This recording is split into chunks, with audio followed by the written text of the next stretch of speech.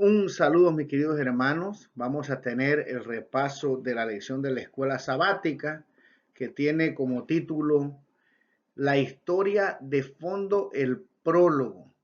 Estamos aquí en la ciudad de Montreal, la provincia de Quebec, en Canadá. Y como ven, tengo puesto mi abrigo porque en este lugar ya está frío. No tengo el equipo que uso normalmente en mi casa para grabar la lección. Me traje una laptop y espero que se pueda escuchar bien el audio y se pueda ver también. Agradecemos a Dios por estar aquí y poder de alguna forma, aunque estamos lejos de nuestro hogar, compartir esta lección que creo que será de una gran ayuda espiritual. También les pido sus oraciones. Lamentablemente me enfermé, se me subió el ácido úrico. Entonces he pasado una noche con bastante dolor, pero me he levantado y puedo hablar. Y mientras pueda hablar, seguiremos hasta el último día de nuestras vidas, si Dios me lo permite, en Cristo, tratando de trabajar para el Señor. Pero lo invito a tener una palabra de oración para pedir la dirección del Dios Todopoderoso. Padre nuestro que estás en el cielo, santificado y alabado sea tu nombre. Te agradecemos por la oportunidad que nos das de compartir esta lección de la escuela sabática. Pedimos la sabiduría que viene de lo alto. Pedimos que nos ayude a comprender lo que vamos a estudiar y a ponerlo en práctica con la ayuda de tu Espíritu Santo. Quédate con nosotros, Señor, desde el comienzo hasta el final, porque te lo suplicamos en el nombre de tu Hijo amado, Cristo Jesús. Amén. Muy bien, el versículo que debemos o el nombre, perdón, de la lección de escuela sabática número 3 tiene como título La historia de fondo, el prólogo.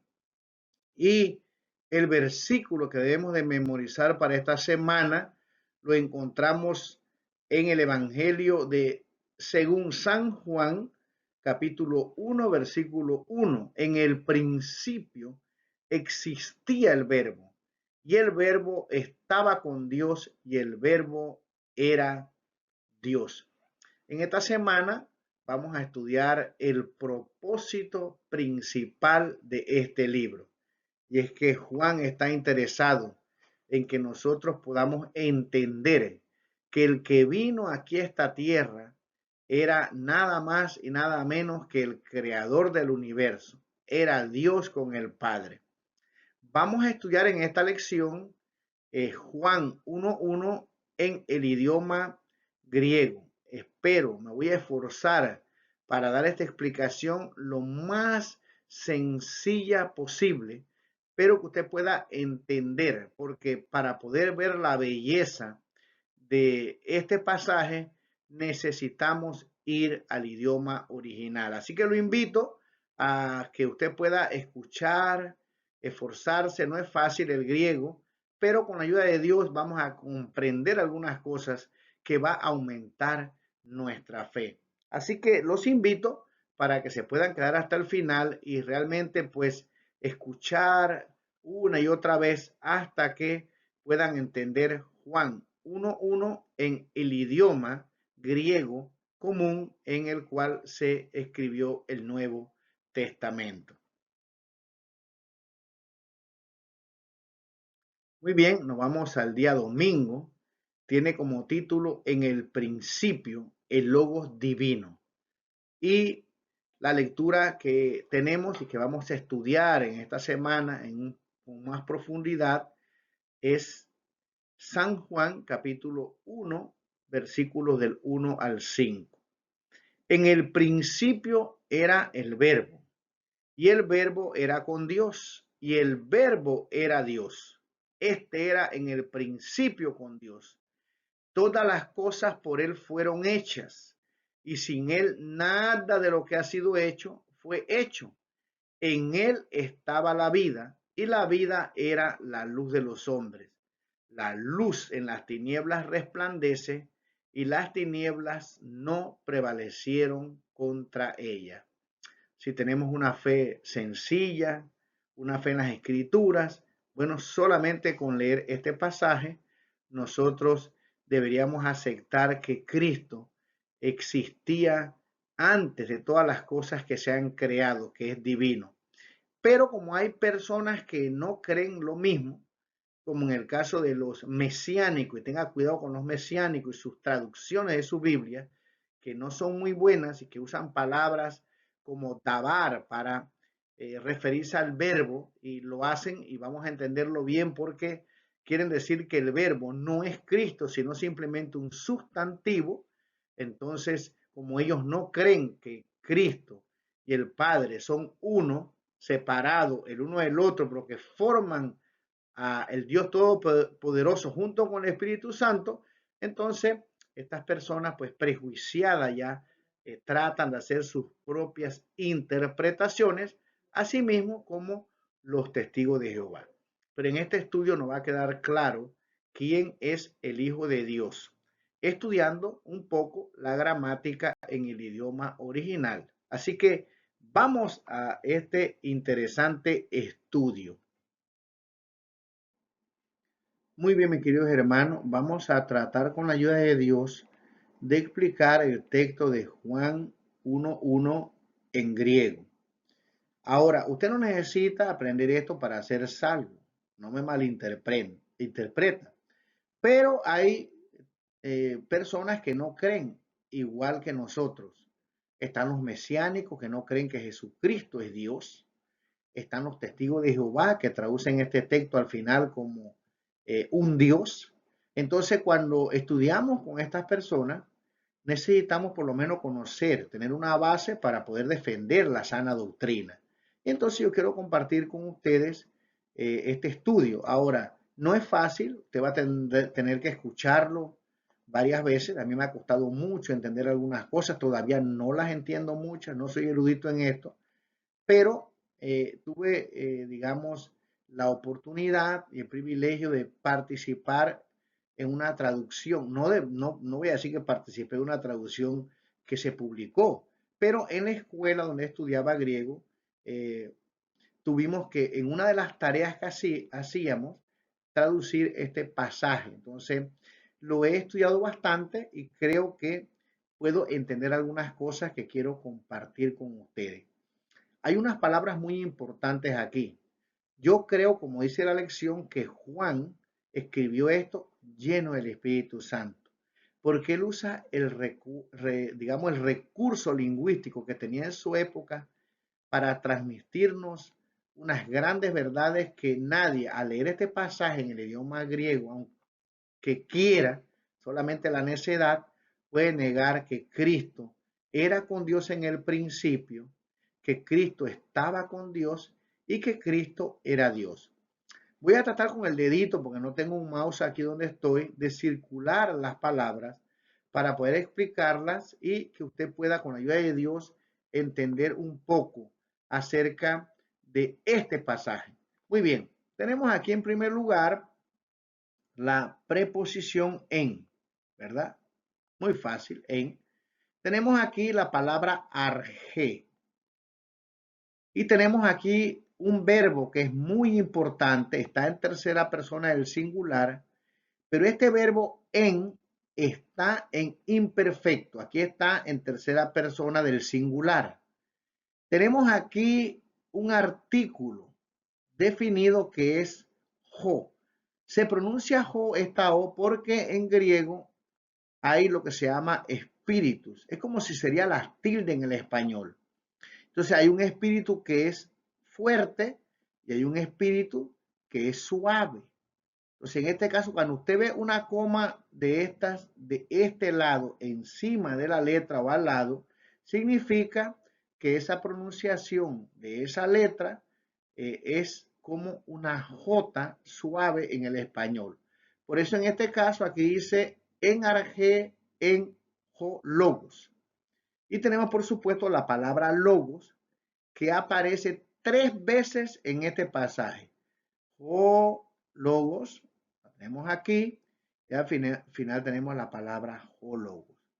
Ahora, ¿por qué es importante que apóstol San Juan agregue la palabra logos.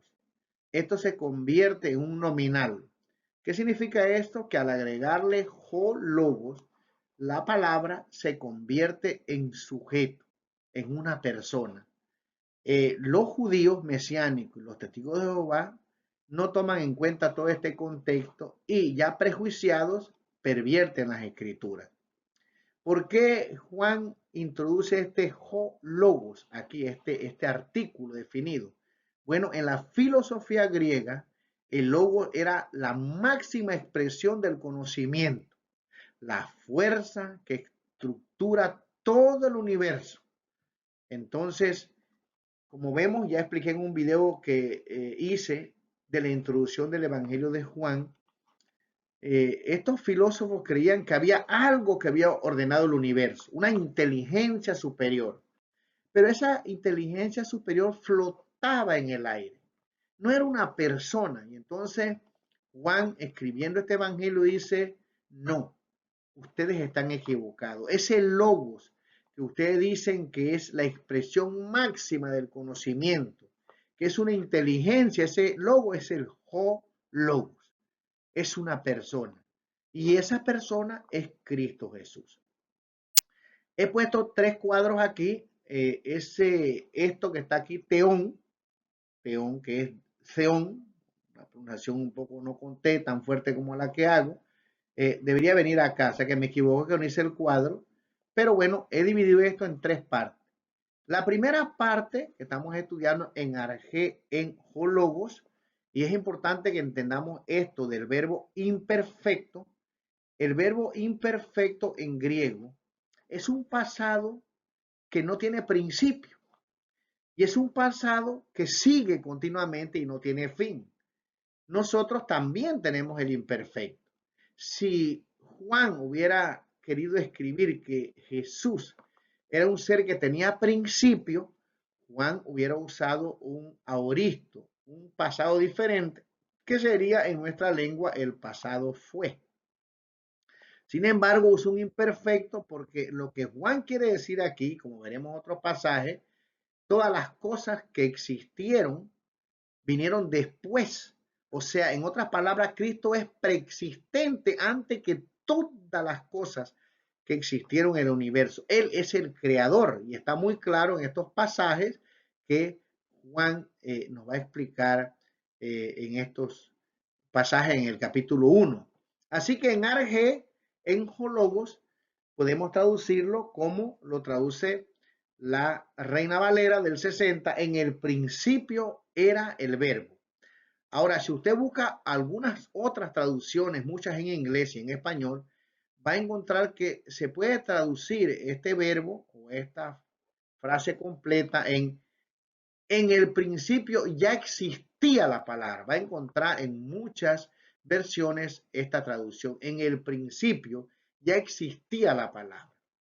Así que nos vamos ahora, entonces, ahora vamos a dar un ejemplo en español del verbo imperfecto y perfecto. Si yo digo Juan comió manzanas, significa que Juan ya acabó de comer, se comió la manzana. Pero si yo digo Juan comía manzanas, usted no sabe cuándo él las comía, ni si sigue comiendo o no. Es un ejemplo sencillo para poder entender lo que Juan, utilizando la lengua griega, nos quiere enseñar. Nos vamos a la segunda cláusula. Aquí dice kai ho logos en proston. Muy bien. Si nosotros vemos aquí, se me olvidó lo que es importante, la terminación OS, ¿verdad? Significa que esto está en nominal. Como ya dijimos, un nominal en griego es un sujeto en el idioma español y también en el idioma que estamos estudiando. Ahora, Juan continúa diciendo, kai logos en proston teón. Ahora, como vemos aquí, tenemos otra preposición y esta preposición se traduce como con. Y la palabra era, ya existía con Dios. Ahora, note bien, que Juan ahora cambia y en vez de usar la terminación OS, usa la terminación ON. En griego las terminaciones son importantes porque nos dicen los casos a los cuales pertenecen o que indican. Y tonteón aquí está en acusativo. Esto significa que el acusativo en el idioma español sería el complemento directo. Así que kai ho logos en prostonteón nos dice a nosotros que y el verbo era con Dios. ¿Por qué es importante esto? Porque al estructurar este pasaje de esta manera, no queda la menor duda de que son dos personas. Que ese logo que existía, existía con Dios. O sea, aquí está Dios el Padre, ¿verdad? Y aquí está Jesús. Ahora, ¿por qué es tan acusativo? Porque es un complemento directo, porque está diciendo aquí entonces que el logos ya existía con el Padre, ¿verdad? Es un complemento directo. ¿Con quién existía el logos? Con el Padre. O sea, son dos personas. Algunos no quieren aceptar eso y no hayan qué hacer. Los judíos dicen que en vez de logo es la palabra dabar, que la palabra dabar en el idioma griego, perdón, en el idioma hebreo, se traduce como palabra. Tenga cuidado porque hay muchas versiones que según ellos dicen que los evangelios y el Nuevo Testamento fue escrito en hebreo. Eso no es verdad. No está escrito en el hebreo. El Nuevo Testamento se escribió en griego koiné. Miente cuando dicen eso. Y ellos dejan algunas palabras en el idioma hebreo y una de esas palabras que dejan algunas versiones es las palabras dabar. ¿Por qué? Porque quieren usar la palabra dabar como un sustantivo, no como una persona. Si Cristo es un sustantivo, pues lógico, entonces no es una persona, ¿verdad? Valga la redundancia, no existía antes. Dios sería el único Dios verdadero. Pero aquí al poner ton teón, nos está indicando el Evangelio de San Juan que logos es la palabra, que esa palabra es Jesucristo, porque después en el versículo 14 dice que el verbo se hizo carne. Y ese verbo habitó con Dios, estaba, ya existía antes de todas las cosas con Dios. Y nos vamos a la última cláusula. La última cláusula dice, kai teos en ho logos. Fíjese bien, ahora el apóstol San Juan, esto es impresionante para los que nos gusta estudiar los idiomas. Ahora, si vemos aquí, Juan vuelve a utilizar ahora la terminación OS, que sería un nominativo. Y ahora invierte el orden. Si lo pusiera en el orden como nosotros estamos acostumbrados en español, diría tal vez en hologos teos, ¿verdad? Cae en hologo teos. Pero ahora invierte porque quiere asegurarse de que nosotros podamos entender que Dios era la palabra. Y por eso pone teos en hologos. Ahora, lo interesante de esto, mis queridos hermanos, es que Juan está diciendo que en el principio, ¿verdad? Ya existía el verbo, que ese verbo estaba con Dios y que ese verbo era Dios. O sea que lo que está diciendo este pasaje aquí en griego es que el Padre y el Hijo son iguales. Entiéndalo, los que no quieren entenderlo, eso no es problema nuestro. Estos pasajes en griego no nos dan la más mínima posibilidad de traducirlo de otra forma. Los testigos de Jehová dicen que porque aquí, después de la palabra kai, no hay un artículo determinado como el que tiene logos, ellos traducen eso como un Dios. Pero ese es violar las escrituras, violar el contexto. Hay una palabra que está aquí, porque sí aparece en nuestras versiones, una, que sería el artículo indefinido, que si Juan, aunque algunos eruditos dicen que no se puede, pero si Juan hubiera querido que esto dijera un Dios, hubiera utilizado la preposición tis, que es la que se usa en algunos pasajes en las escrituras, cuando usted dice un hombre o una, se usa esta preposición, pero Juan no utiliza esa preposición. Juan no utiliza ninguna preposición y vuelve a poner el término OS, que es un nominativo, y en este caso teos funciona como un predicado. Así que cuando nosotros observamos que logos es el sujeto, entonces quiere decir que logos, mis queridos hermanos, era Dios. Ahí funciona teos o theos como Dios, logo era Dios. Así que no nos queda la menor duda, ¿verdad?, de que el Señor era Dios en la carne. Espero que esto lo haya ayudado, que lo pueda escuchar y que estos términos les ayude a poder, sin duda alguna, creer que nuestro Señor era Dios. Ahora yo sé que algunos van a decir, no necesitamos eso, lo voy a repetir de nuevo para poder creer, pero es muy interesante. Miren lo que le voy a explicar ahora. Cuando usted puede o se pone a estudiar estos idiomas, lo ayuda mucho. Tenemos problemas aún dentro de nuestra iglesia de personas que no creen en el Espíritu Santo. Los testigos de Jehová creen que el Espíritu Santo es una fuerza, como algo así, ¿no? Como creían los gnósticos. Hay gnosticismo mezclado en algunas de estas creencias. Cuando nosotros vamos a Juan, capítulo 14, versículo 26, nosotros vamos a encontrar que Juan utiliza una vez más el artículo definido y se lo aplica al Paracleto. Aquí no, hay muchos pasajes más, solo escogí este. En Juan capítulo 14, versículo 26 dice, jo de Paracletos, to neuma, to agion. ¿Qué dice aquí? Dice el Paracletos, el consolador se traduce, ¿no? Dice el Espíritu Santo. Al poner ese jo delante de Paracletos, y que identifica como el Espíritu Santo, Juan también nos está diciendo que el Espíritu Santo es Dios. Así que hay personas que discuten, que tratan de decir que la Trinidad o deidad, como a usted le guste más, no existe, pero claramente al estudiar los idiomas, nosotros podemos encontrar que el Espíritu Santo también es una persona.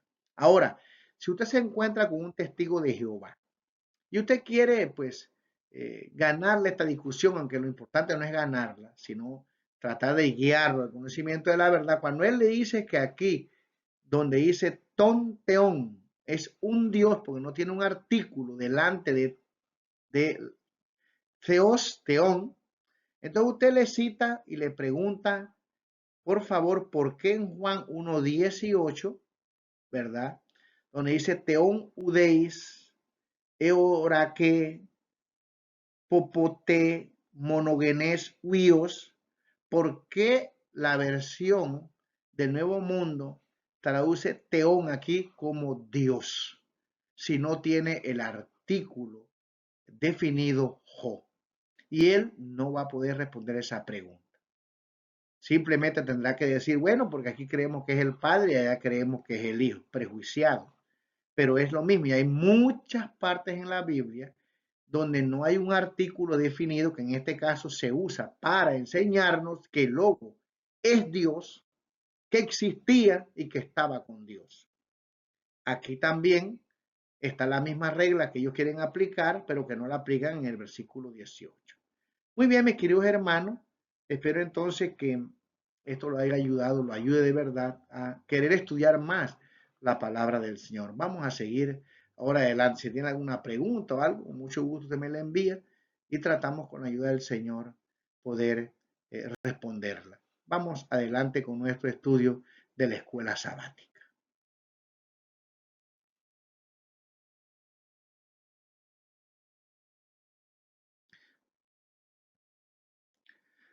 Muy bien, vamos a leer un pasaje que nos ayuda a entender lo que traté de explicar. Espero que lo haya hecho de la forma más sencilla. Dice aquí Colosenses 1:15, quien es la imagen del Dios invisible, el primogénito de toda criatura, porque por él fueron creadas todas las cosas que están en los cielos y que están en la tierra, visibles e invisibles, sean tronos, sean señoríos, sean principados, sean potestades, todo fue creado por medio de Él y para Él. Y aquí el versículo 17 es de suma importancia. Y Él es antes, en arjé, kai, en hologos, ¿verdad? Él es antes, dice, de todas las cosas, y por Él todas las cosas subsisten. Sí, como vemos aquí el apóstol San Pablo, no aplica el hologos aquí, pero nos habla del Señor Jesús, que es la imagen del Dios invisible y que Él existía antes de todas las cosas, ¿verdad? En arjé, ¿verdad? En hologos. Él existía siempre. No tiene principio ni fin. Es el creador del universo.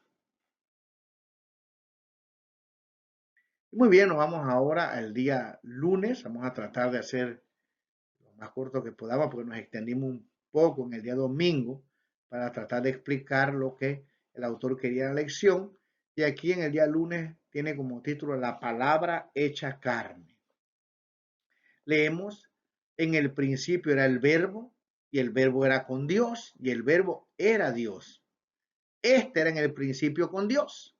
Todas las cosas por Él fueron hechas y sin Él nada de lo que ha sido hecho fue hecho. Y el versículo 14 dice, y aquel verbo fue hecho carne y habitó entre nosotros y vimos su gloria, gloria como del unigénito del Padre, lleno de gracia y de verdad. No queda la menor duda que el Señor Jesús, que en el principio ya existía, que estaba con el Padre, es el creador y que el Dios creador, es que esto es muy grande, hermano, ¿no? Solo imagínense, el Dios creador viene a esta tierra y no solamente eso, sufre por nosotros en la cruz del Calvario, pero se expone a que lo golpeen, a que lo escupan, a que lo lleven ante Poncio Pilato y muera en la cruz del Calvario. Ese niño, como está en esta foto aquí, que nació, ese niño era el creador. Y no solo eso, mi querido hermano, esto es un estudio por la eternidad, porque al venir a esta tierra como hombre, cubrir su divinidad, el Hijo de Dios pudo perder para siempre su relación con el Padre y quedar completamente perdido por la eternidad. Esto no fue un drama, esto no fue algo que no ocurrió, una mentira, esto fue real. El Hijo de Dios, el Creador, se hizo carne y habitó aquí con nosotros, en medio de nosotros. Y bueno, nos vamos a explicar lo que está en este día, en parte de los párrafos, porque ya expliqué en el día domingo lo que creían más o menos, ¿verdad? Los griegos con referente al logo. Pero sí me gustaría citar una parte que está aquí en el día final, el último párrafo que dice, en Juan 1:14, el apóstol indica que el logo se hizo carne y habitó entre nosotros. La palabra griega subyacente traducida habitó significa colocar una tienda de campaña.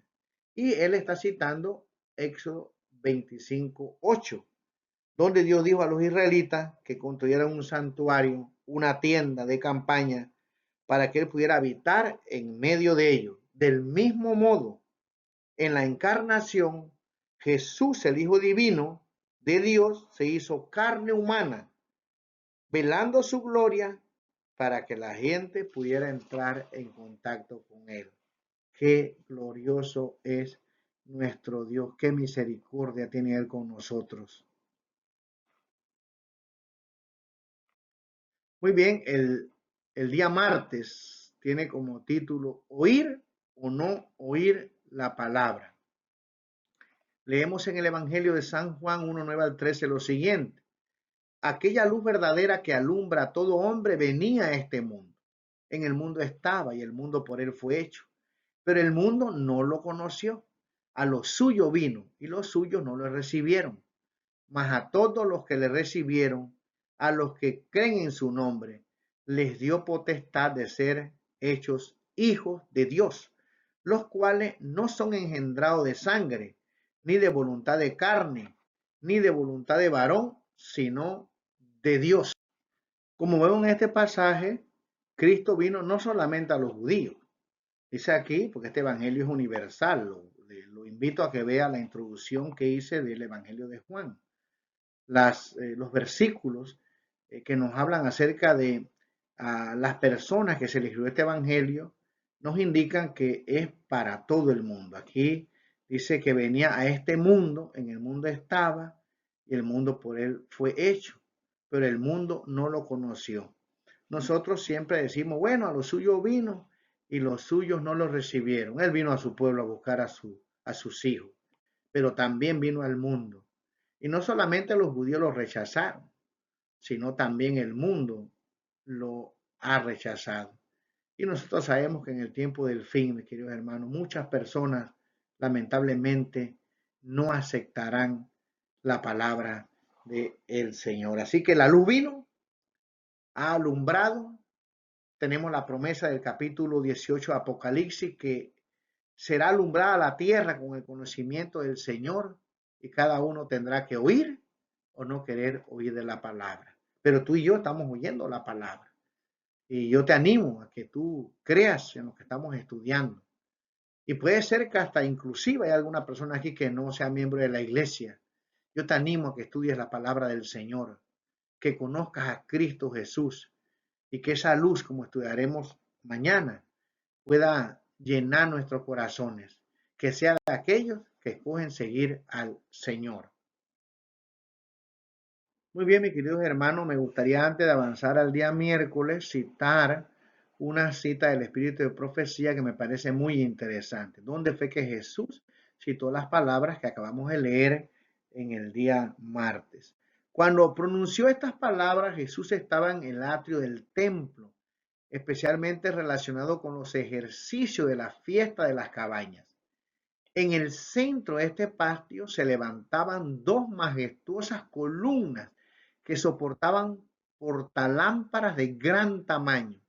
Después del sacrificio de la tarde, se encendían todas las lámparas que arrojaban su luz sobre Jerusalén.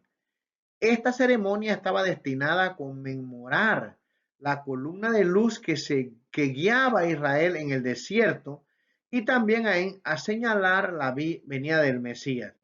Por la noche, cuando las lámparas estaban encendidas, el atrio era teatro de gran regocijo.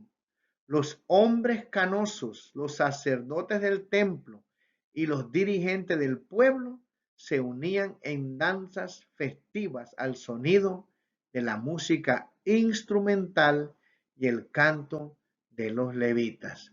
Mi querido hermano, qué triste, ¿no?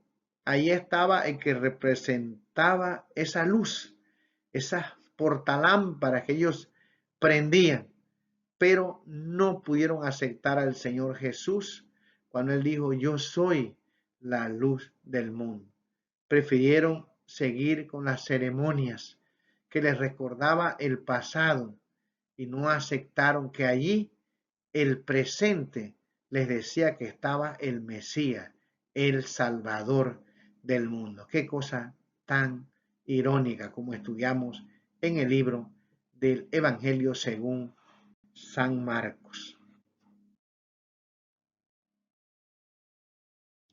El día miércoles tiene como título temas que reaparecen, creer o no creer. Y leemos en el Evangelio de San Juan, el capítulo 3 del 16 al 21. Porque de tal manera amó Dios al mundo que ha dado a su Hijo unigénito, para que todo aquel que en él cree no se pierda, mas tenga vida eterna. Porque no envió Dios a su Hijo al mundo para condenar al mundo, sino para que el mundo sea salvo por él. El que en él cree no es condenado, pero el que no cree ya ha sido condenado, porque no ha creído en el nombre del unigénito Hijo de Dios. Y esta es la condenación, que la luz vino al mundo y los hombres amaron más las tinieblas que la luz, porque sus obras eran malas. Porque todo aquel que hace lo malo aborrece la luz y no viene a la luz, para que sus obras no sean reprendidas. Mas el que practica la verdad viene a la luz para que sea manifiesto que sus obras son hechas en Dios. Como vemos aquí en este día, la lección nos habla una vez más de creer o no creer. Y como siempre van a existir dos grupos, aquellos que aceptaron al Señor Jesús como Mesías y aquellos que rechazan al Señor Jesús. Ahora, en esta lección hay una explicación muy interesante. Una vez más, el autor nos llama a que nosotros podamos estudiar un poco el idioma original. Y nos habla aquí que en el Evangelio de San Juan nunca aparece el sustantivo pistis. Y esta palabra posiblemente no la usa Juan porque tenía relación con el logos, pero aquel logos que no era Cristo, que era una persona, sino creer en cosas efímeras que flotaban, la razón humana, la inteligencia, y posiblemente Juan no quiere utilizar esta palabra pistis. Sin embargo, nos dice que en vez de usar pistis, que es un sustantivo, utiliza 98 veces el verbo creer.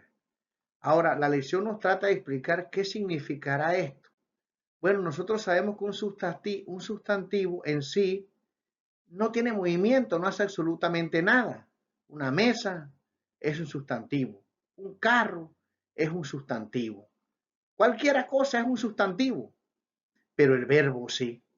El verbo implica acción. Y mi querido hermano, aquí la lección nos dice que el que cree en Cristo actúa realmente, se deja transformar por el Señor. Aquí se nos dice ser creyentes en Jesús es algo que hacemos y esto se expresa en cómo vivimos y no solo en un conjunto de creencias. Como sabemos, el diablo también cree en Dios. Creencias es un sustantivo, pero creer es un verbo.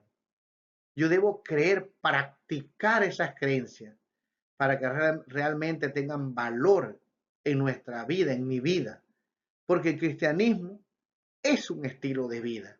Entonces es muy interesante que este autor, el apóstol San Juan, lleno del Espíritu Santo, nos dice que el diablo también cree, pero tiembla. Su vida es un desastre. Solo piensa en hacer el mal, destruir. Sin embargo, el cristiano que acepta a Jesús, mis queridos hermanos, su vida es transformada. Y la lección nos agrega dos formas de creer o dos tipos de personas, los que creen y no, y lo dice de la siguiente manera. En Juan, la principal diferencia entre los dos grupos, en los que creen y no creen, es la forma en que se relacionan con Jesús. Los creyentes o quienes llegan a creer tienen una actitud abierta hacia Él. Y me gustó esta frase final. Incluso cuando los confronta o reprende. A la gente no le gusta que los reprendan. Leímos en un versículo anterior que rechazaron a Jesús porque amaron las tinieblas. Cuando nos reprenden del pecado, no nos gusta. Pero aquellos que aceptan a Cristo, aunque nos reprenda la palabra del Señor, aunque alguien a través de un mensaje nos diga que no estamos bien, dice aquí, vienen a Jesús y no huyen. Él es la luz que los ilumina y por la fe creyendo se convierten en hijos de Dios. Aunque seamos reprendidos, agachamos la cabeza, oramos y le pedimos que Dios nos ayude para seguir caminando y aprendiendo de Él. Pero dice aquí los incrédulos. Por otro lado, típicamente vienen a Jesús para polemizar. No estoy de acuerdo. ¿Por qué la Biblia dice eso? Yo no creo esto. Y aunque uno les explique con todo, no siguen creyendo. Les gusta la polémica. Siempre andan buscando algo para contradecir. Eso no solamente existía en el tiempo del Señor Jesús, existe también hoy, pero argumentan para cosas malas, para libertinaje en la iglesia. Ahí ahora mismo hay un problema, que el 25 de diciembre, no sé qué conferencia, ni quiero ni leer ya eso de tantas malas noticias, invitó a cantantes que no son cristianos y que porque se habían convertido, pero siguen cantando lo mismo, rap y otras clases de música que no son cristianas. ¿Hasta dónde estamos llegando? Y si alguien reprende, alguien dice que eso no es correcto, que la música es importante, pero que la música tiene influencia, ¿cómo serán esos jóvenes allí confundidos escuchando música de rock, rap, artistas que supuestamente, entre comillas, se han convertido, pero que su ropa no cambia, su peinado no cambia? Algunos creen que esto no es importante, pero sí lo es. El que se entrega a Jesús es cambiado por dentro, pero también se puede ver por fuera. No podemos juzgar, como dicen algunas personas, como dice el mismo espíritu de profecía, pero la Biblia es clara: por sus frutos los conoceréis. Y aquí dice que se acercan para polemizar.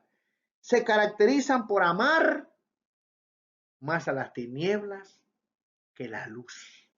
Les cuesta aceptar sus palabras o ven que rompe viejas tradiciones y dice, y no cumple sus expectativas.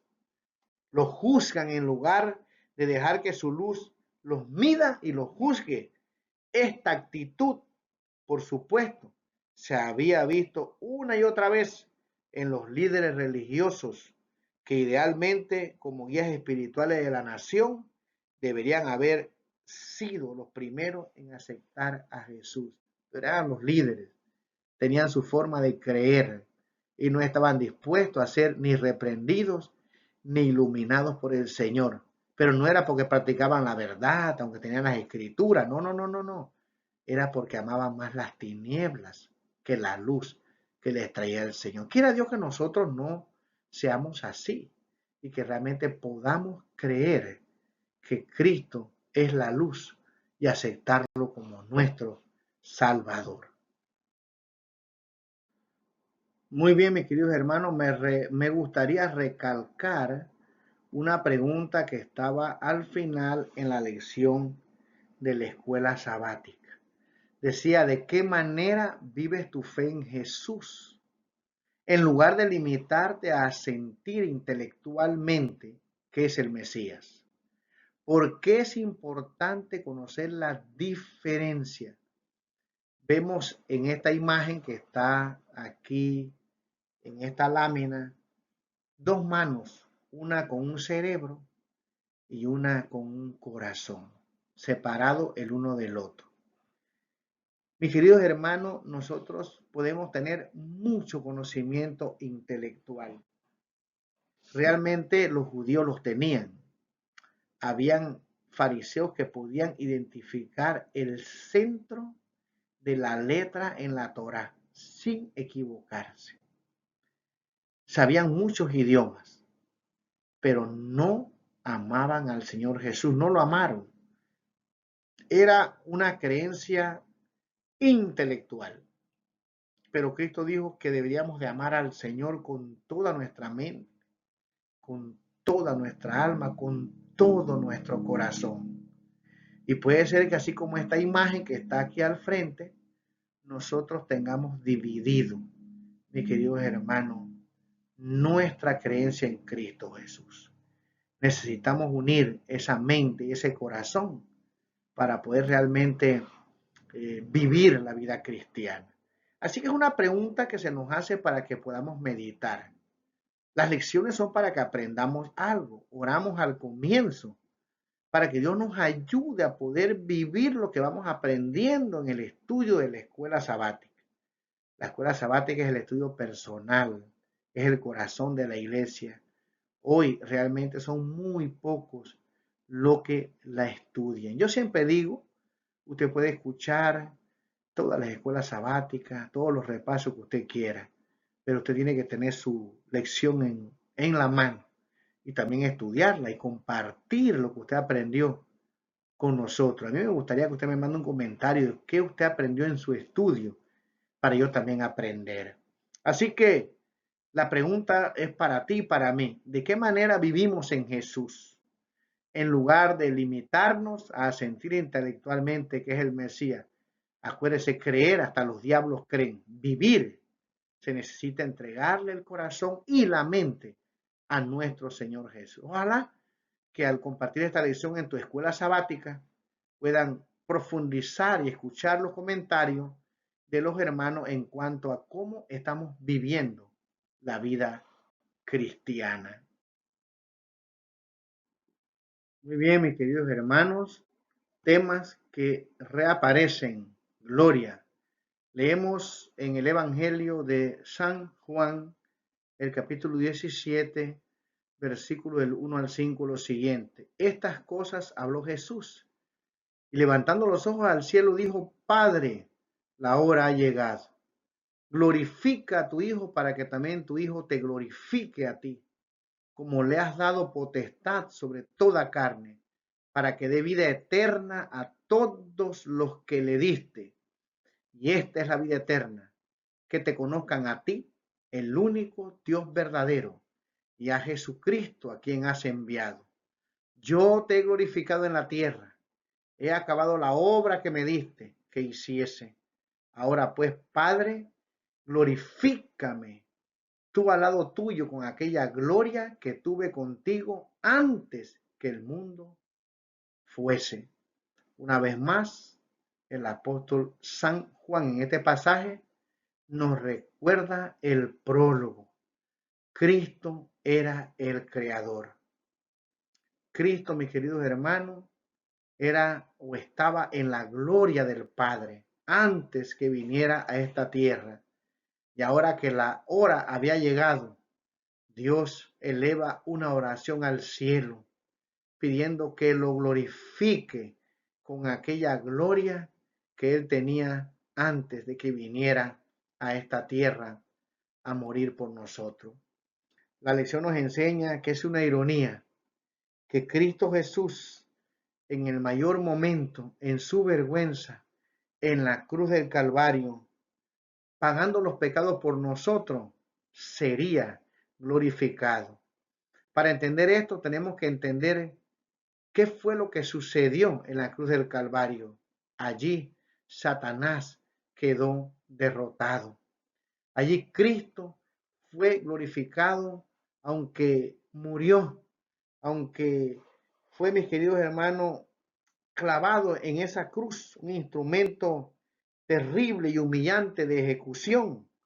Allí el Señor Jesús, a través de ese sacrificio, venció para que nosotros hoy pudiéramos, mis queridos hermanos, tener la oportunidad de la vida eterna.